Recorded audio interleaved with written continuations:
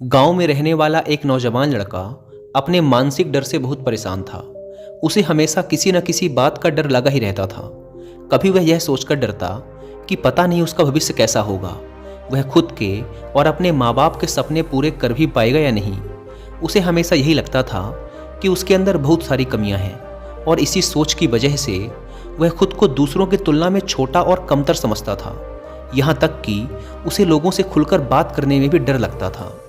जब वह लोगों के साथ उठता बैठता या बातें करता तो उसे लगता कि लोगों का ध्यान सिर्फ उसकी कमियों की तरफ ही है।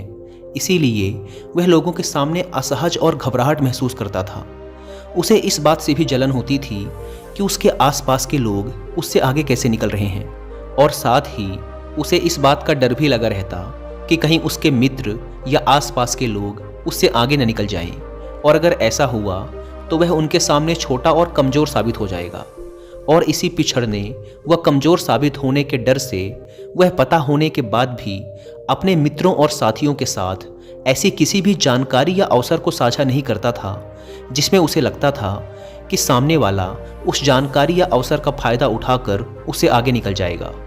वह मानसिक रूप से इतना भयभीत और कमज़ोर हो चुका था कि उसे दूसरे लोगों को असफल होता हुआ देखकर खुशी मिलती थी। वह अक्सर खुद के काम और तरक्की की तुलना अपने आसपास के दूसरे लोगों से करता, और जो व्यक्ति उससे अधिक सफल होता उस व्यक्ति के प्रति उसके मन में जलन और ईर्ष्या के भाव पैदा होने लगते, और जो व्यक्ति उससे कम सफल होता उस व्यक्ति को देखकर उसे खुशी मिलती।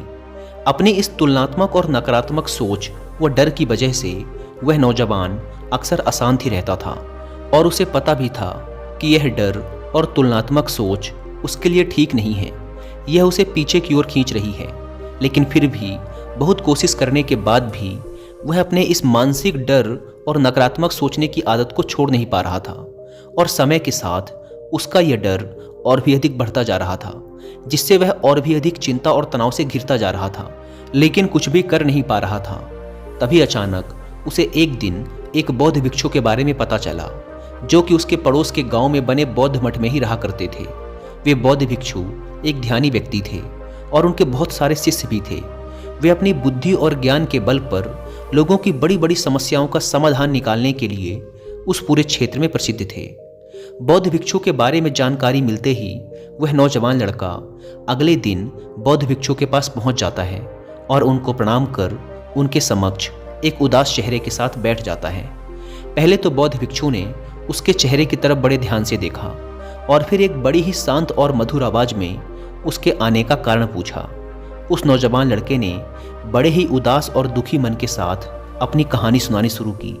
उसने कहा, मुनिवर, मैं अक्सर डरा हुआ और अशांत रहता हूँ। मैं अक्सर अपने भविष्य और काम को लेकर चिंतित और भयभीत रहता हूँ। मुझे हमेशा दूसरों से पिछड़ने और कमज़ोर साबित होने का डर सताता रहता है। मुझे दूसरों की सफलता देखकर जलन और ईर्ष्या होती है और उनकी असफलता में खुशी मिलती है। मैं हर पल खुद पर संदेह करता रहता हूँ और दूसरों से खुद की तुलना करता रहता हूँ, जिसकी वजह से मैं अंदर से बहुत ही अशांत और परेशान हो चुका हूँ, और इस अशांति व डर की वजह से मैं अपने जीवन में कुछ बड़ा नहीं कर पा रहा हूँ। मुनिवर, मैं आपके पास बड़ी उम्मीद लेकर आया हूँ, कृपया मुझे कोई सही रास्ता दिखाएं। बौद्ध भिक्षु ने उस नौजवान लड़के की बात पूरे ध्यान से सुनी और फिर एक शांत व गंभीर आवाज में कहना शुरू किया, ये सभी डर और लक्षण केवल उस व्यक्ति में पाए जाते हैं जिसमें आत्मविश्वास की कमी है, जिसे खुद पर भरोसा नहीं है और जो खुद के साथ सहज नहीं है। क्योंकि जिस व्यक्ति को खुद पर भरोसा है और जो खुद से जुड़ा हुआ है, वो कभी भी किसी और की सफलता पर दुखी नहीं होगा और ना ही किसी के असफल होने पर उसे खुशी होगी। एक आत्मविश्वास से भरा व्यक्ति इस डर में नहीं जीता कि वह लोगों से पिछड़ जाएगा या फिर उनकी नज़रों में कमज़ोर साबित हो जाएगा, क्योंकि उसे अपनी काबिलियत और मेहनत पर भरोसा होता है। इसीलिए वह हर परिस्थिति में अपना सर्वश्रेष्ठ देने का प्रयास करता है, बिना परिणाम की ज़्यादा चिंता किए।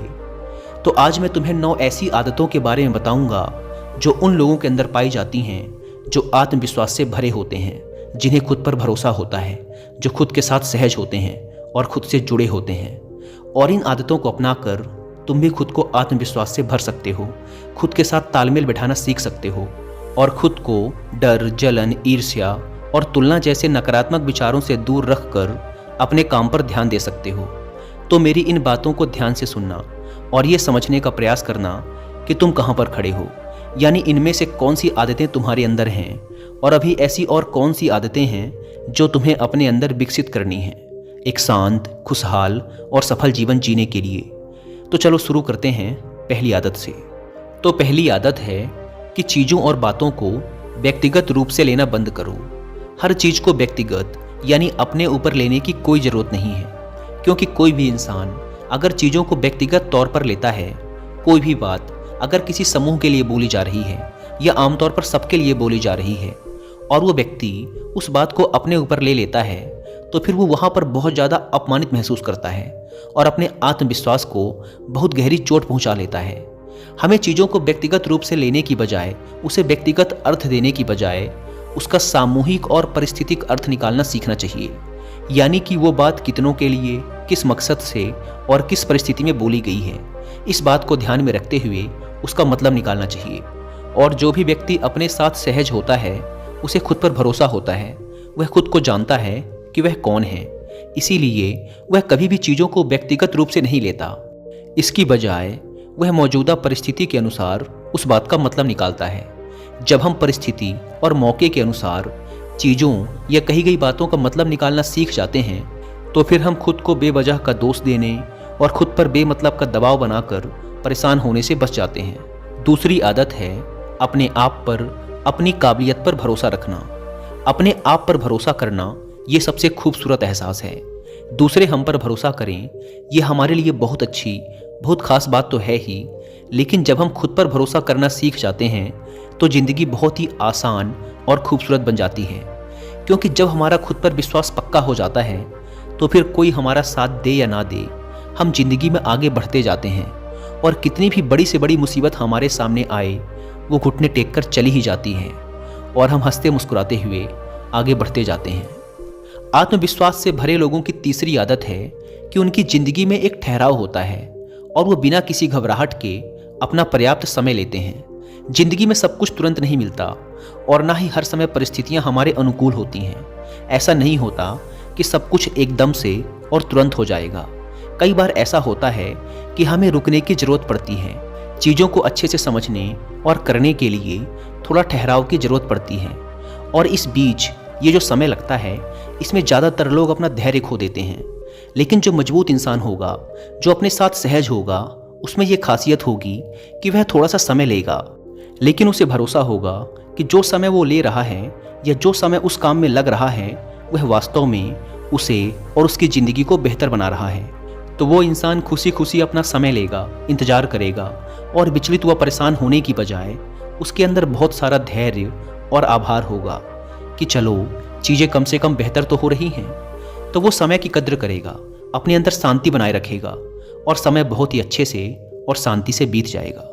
आत्मविश्वास से भरे और मानसिक रूप से मजबूत लोगों की चौथी आदत है कि वो दूसरों को भी आगे बढ़ाने में विश्वास करते हैं। एक मजबूत इंसान ही दूसरे को भी आगे बढ़ा सकता है, उसे ऊंचा उठा सकता है, उसे कुछ सिखा सकता है।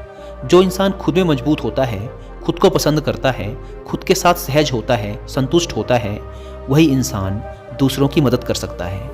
लेकिन जो खुद ही बेचारा है, खुद ही कमज़ोर है, स्वयं से संतुष्ट नहीं है, वो क्या दूसरों की मदद करेगा?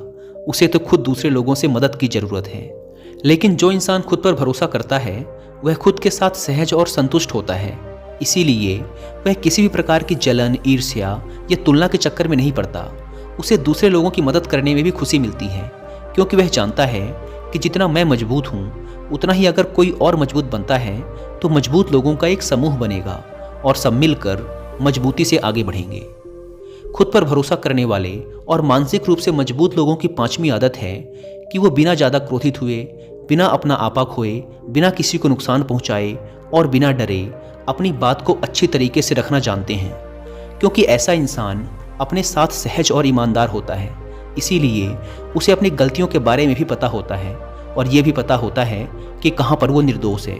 इसीलिए वो अपनी गलतियों को पूरी विनम्रता से स्वीकार कर लेता है और जब वो सही होता है तो बिना डरे अपना पक्ष लेता है और अपनी बात पूरी मजबूती से रखता है। लेकिन अपनी शालीनता के दायरे में रहते हुए, बिना अपनी मर्यादा खोए, वो इंसान बहुत अच्छी तरीके से अपनी बात को 100 लोगों के सामने रखना हो, 1000 लोगों के सामने या फिर पूरी दुनिया के सामने, वो ये अच्छी तरीके से जानता है कि उसे कब क्या कदम उठाना है। इसी प्रकार से इन लोगों की छठी विशेषता है कि ये लोग मानसिक और भावनात्मक रूप से मजबूत और शक्तिशाली होते हैं। सही मायनों में मजबूत यानी अंदर से शक्तिशाली कौन होता है? जिसे ज्ञान होता है लेकिन उस ज्ञान का कोई घमंड नहीं होता, जिसे सही समय पर सही काम करना आता है, जिसे विनम्र रहना आता है, जिसे दूसरों की मदद करना आता है, वही इंसान वास्तव में शक्तिशाली होता है, स्वतंत्र होता है, आत्मविश्वासी होता है, सफल होता है, संतुष्ट होता है। तो सही मायनों में एक मजबूत इंसान की पहचान ऐसी होती है कि वो अपने जीवन के सभी आयामों को मजबूत रखता है और खुद की ही तरह दूसरों को भी शक्तिशाली बनाने में विश्वास रखता है, क्योंकि वह जानता है कि सकारात्मक शक्ति को जितना फैलाया जाएगा वह उतनी ही गुना बढ़कर उसके पास वापस आएगी और वह और भी शक्तिशाली होता चला जाएगा। तुम खुद सोचो कि अगर तुम किसी कमजोर लोगों के समूह में रहोगे तो क्या होगा? धीरे धीरे तुम भी कमजोर बन जाओगे। लेकिन अगर तुम शक्तिशाली लोगों का समूह बनाओगे, उनकी शक्ति बढ़ाओगे, तो क्या होगा? धीरे धीरे तुम्हारी भी शक्ति बढ़ती चली जाएगी।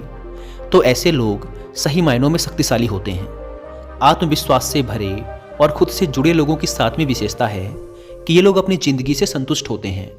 इसका मतलब ये नहीं कि आगे कुछ करने का जोश नहीं होता, आगे तो बहुत कुछ करना होता है, लेकिन अभी जो है उसके लिए धन्यवाद से भरे हुए होते हैं, संतुष्ट होते हैं, खुश होते हैं। दिल में सुकून, प्यार और एक सकारात्मक जज्बा होता है, क्योंकि संतुष्टि और धन्यवाद के भाव से ही आगे चलकर सफलता हमारे पास आती है, सौभाग्य हमारे पास आता है।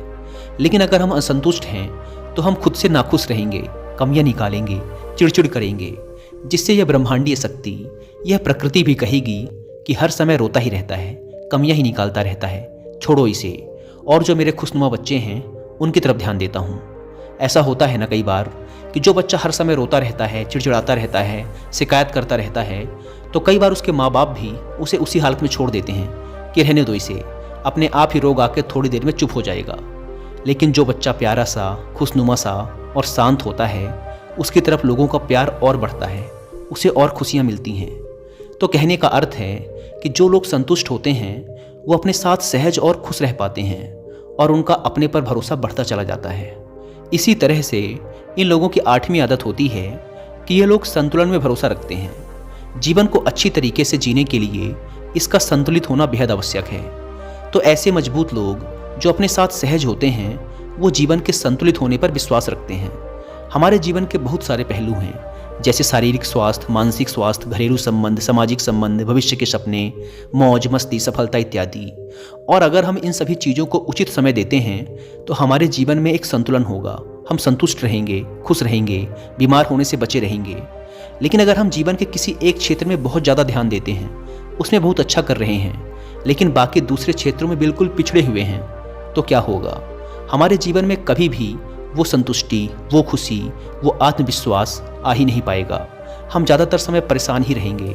इसीलिए तुम्हारे जीवन के जो भी कमज़ोर क्षेत्र हैं उनकी ओर भी ध्यान दो और एक योजना बनाओ कि कैसे उन्हें बेहतर किया जा सकता है, जिससे तुम अपने जीवन में एक संतुलन स्थापित कर सको। नौवीं और आखिरी आदत है कि ये लोग खुले विचारों वाले होते हैं। जो भी इंसान खुले दिमाग का होगा वह नए विचारों का स्वागत करेगा, दूसरों की राय का भी सम्मान करेगा। लेकिन जो व्यक्ति खुले विचारों वाला नहीं होगा, बस मैं ही सही हूँ, इस अकड़ में दबा जाएगा और अकड़ अकड़ के अपना काम बिगाड़ देगा। दिमाग और दिल का खुला होना बेहद ज़रूरी है। मैं जैसा हूँ वो हूँ, लेकिन अगर दूसरा मुझसे अलग है तो इसका मतलब ये थोड़े ना कि वो गलत है। अगर मुझे कोई विशेष चीज़ पसंद नहीं है, कोई पहनावा पसंद नहीं है, कोई काम करने का तरीका पसंद नहीं है, तो इसका मतलब ये थोड़े ना कि सामने वाले का तरीका गलत ही होगा। तो विचारों का खुला होना बेहद आवश्यक है। नई चीज़ों को सीखना, चाहे वो कोई काम हो, संस्कृति हो, विचार हो, कला हो, उसका स्वागत करना, उनकी अच्छाई की तारीफ करना, बदलाव को स्वीकार करना, यही सब चीज़ें होती हैं जो खुले विचारों वाले इंसान की पहचान होती हैं। लेकिन अगर हम रूढ़िवादी और छोटी सोच में फंस जाते हैं, अंधविश्वास में फंस जाते हैं, अपनी सोच को बदलने के लिए तैयार नहीं होते, अपना नज़रिया नहीं बदलते, तो फिर क्या होता है? हम मानसिक रूप से सड़ने लगते हैं। लेकिन जब हम खुलते हैं, नई चीज़ों का स्वागत करते हैं, तो हम मुस्कुराते हैं, हम पहले से बेहतर बनते हैं, हमारा दिमाग ज़्यादा विकसित होता है और हम नई नई चीज़ें सीख कर आगे बढ़ते रहते हैं, जिससे हमारे जीवन में और खुशियाँ आती हैं। इतना कहने के बाद बौद्ध भिक्षु थोड़ी देर के लिए रुके और फिर एक हल्की मुस्कान ली और फिर कहा, तो अब तक तुम्हें समझ तो आ ही गया होगा और ये भी अनुमान लगा लिया होगा कि तुम अभी कहाँ पर खड़े हो और तुम्हें अपने अंदर क्या क्या बदलाव लाने हैं। बौद्ध भिक्षु के मुंह से यह बात सुनकर उस जवान लड़के ने हाँ में अपना सिर हिलाया और इस अमूल्य जानकारी के लिए बौद्ध भिक्षु का धन्यवाद कर वहाँ से चला गया। दोस्तों, मुझे उम्मीद है कि आपको ये वीडियो पसंद आई होगी और वीडियो में यहाँ तक बने रहने के लिए आप सबका बहुत बहुत धन्यवाद।